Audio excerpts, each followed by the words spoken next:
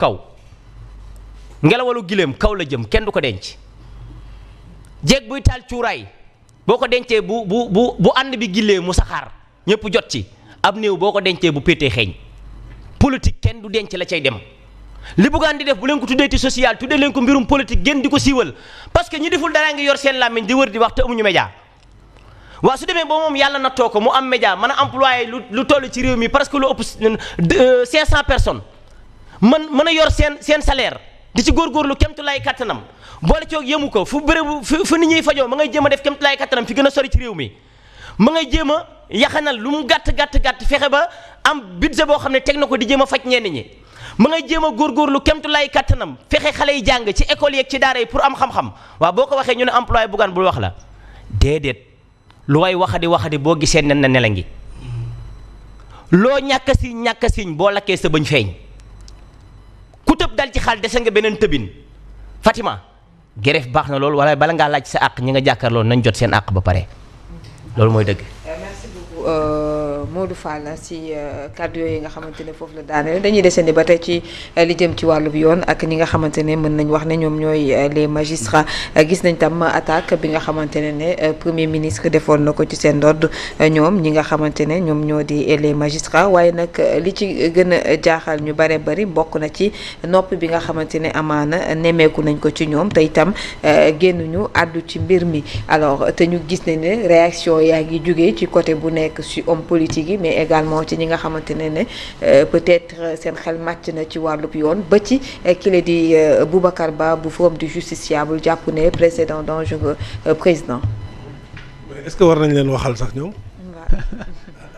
est-ce que war nañ leen waxal am nañ organisation. bu fekkee ni dañ leen attaqué kay ñoom ils sont habilités à réagir mais s'ils ne réagissent pas. est-ce que war nañu réagir à leur place magistrat moom rek moom la mën a xool yóbbu la prison ah ne la léegi outrage denc lu loolu de moom leer da lay denc lu en attendant ñuy xool ah waaw ku mel noonu nag xam nga man moom loolu mënu ma ko ku mel noonu nag buñ ko attaqué mu ne nemm nag est-ce que jar naa kaasal sax c'est ça aussi le problème et pourtant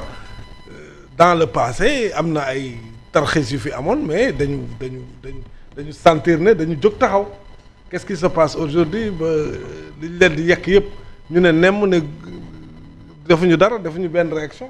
loolu tamit c'est un problème man wax naa fii ne peut-être premier ministre am na loo xam ne waru ko wax parce que c'est le chef de l'administration mënoo jiite administration bi ba pare nga am dossier te concernant ñu génn ci décision de justice nga taxaw mer nga neex loolu du yoon tout le monde l'a dit mais sauf les magistrats. léegi nag ana union des magistrats du Sénégal. l'UMS. anamu c'est une structure. ayoon nañ ci ay communiqué UMS kenn dàqul la noonu. pourquoi subitement aujourd'hui il parle plus. loolu moo jar a laaj wala boog li ñu leen wax ñoom ils se complaisent dans ça wala dañoo sentir ne kenn attaqué wu leen Fatima man du ma waxal magistrat ah. wóorul non du question wóorul sax non ñoom possibilité bi ñu am ñun dañ ko am. magistrat ku ko wax lu la neexul bu ko neexee teg la leneen parce que yow la ko may il est protégé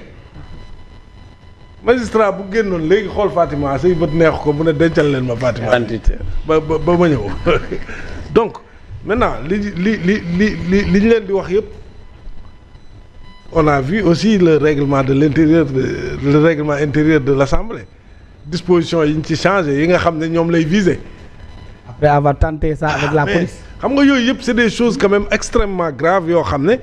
mais ñoom ñi nga xam ne ñoom ñoo nekk ci corps bi di exercer mais c'est à eux d'abord de porter le combat et de se défendre avant que ñeneen di ci wax mais su fekkee ni ñoom ñi nga xam ne ñooy exercer nekk loolu nekk ay escalité suñu yëkkatee dara teg ko seen ndodd du ñu réagir du ñu wax dara waaye yow boo fi réagiree nag ba leneen fekk la ci nag Alsane mais le magistrat il est puissant jusque ba léegi de en tout cas il est puissant waaw je pense que c'est un corps vraiment à part boo xam ne suñu constitution quand même am na fu mu leen teg protéger leen pour que ñu mën a vraiment lire le droit comme ni mu waree maintenant nag depuis quelque temps c'est vrai il y a des attaques yoo xam ne kenn mosu ko woon gis tamit ci réew mi c'est ça la vérité maintenant c'est à eux aussi mais de porter leur combat man personnellement je ne porterai pas de combat pour les magistrats bu fekkee dañ leen di attaquer ñoom ñu leen nem c'est ma position. On respecte ta position alors très bien très rapidement également sur la question Cheikh Tidiane jëm ci li nga xamante ne moom lañ ne mais ko avec la sortie du PM bi jàpp ne peut-être la woon moo fi ne ba tey. waaw c'est difficile parce que man sànq rek y a de cela 7 heures j'ai publié sur sama compte Facebook nii si la magistrature ne se défend pas contre Sonko personne ne devra le faire à sa place moom le président presque wax mënuma gis ñaari ponkal yuy xeex man mii di jinax man naan damay dugg seen diggante du yomb de